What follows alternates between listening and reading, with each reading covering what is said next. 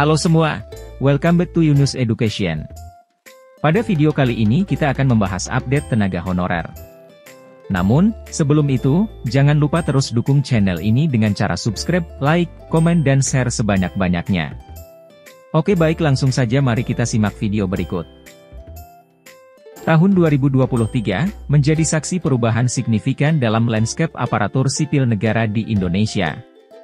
Pasalnya, regulasi terbaru di sektor ini menghadirkan kabar baik bagi jutaan tenaga honorer, yang selama ini berjuang keras dalam dunia kerja pemerintahan tanpa kepastian status. RUU Aparatur Sipil Negara, ASN, 2023 mengusung sejumlah ketentuan yang menguntungkan tenaga honorer, khususnya bagi kategori tertentu.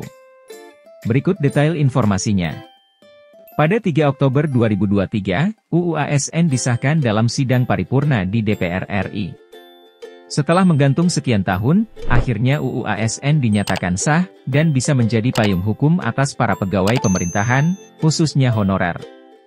Berangkat dari sana, UU ASN pun berisi poin-poin yang diklaim bisa menyelamatkan karir para honorer. Sebelum Desember 2024, jutaan honorer akan segera dialihfungsikan statusnya.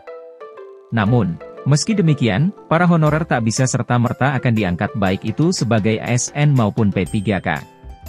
Berdasarkan RUU ASN 2023 yang telah disahkan, tenaga honorer dengan masa kerja minimal 10 tahun dan telah terdaftar dalam database Badan Kepegawaian Negara atau BKN mendapat kesempatan emas.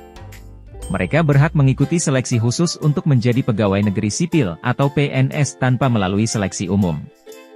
Ini menjadi kabar gembira karena selama ini banyak honorer yang telah mengabdi puluhan tahun namun belum juga diangkat menjadi PNS. Dalam RUU ASN 2023, pemerintah mengakui kontribusi signifikan yang telah diberikan oleh tenaga honorer kepada negara. Untuk itu, dengan kebijakan baru ini, negara memberikan apresiasi dengan membuka pintu seleksi khusus menjadi PNS. Dengan demikian, tenaga honorer yang selama ini kerap kali merasa tidak mendapatkan hak yang setara, kini mendapat harapan baru.